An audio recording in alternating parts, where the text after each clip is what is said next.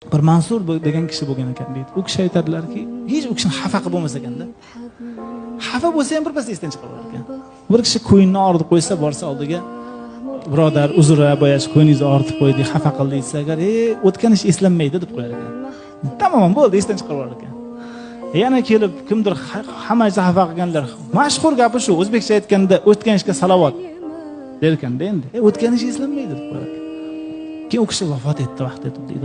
Vafot etganda u kishini bu solih do'stlari tushlarda ko'radi. Tushda ko'rsa, haligi bu chiroyli hayotda turibdi. Nima topding desa, Robbim roziligini topdim, jannatni topdim deydi. Nima bilan topding deydi. Tushda so'rayapti. Alloh taolo meni qarshisiga turg'izdi deydi. Va meni hamma gunohlarimni meni qarshimga qo'ydi. Men o'yladimki halok bo'laman dedi.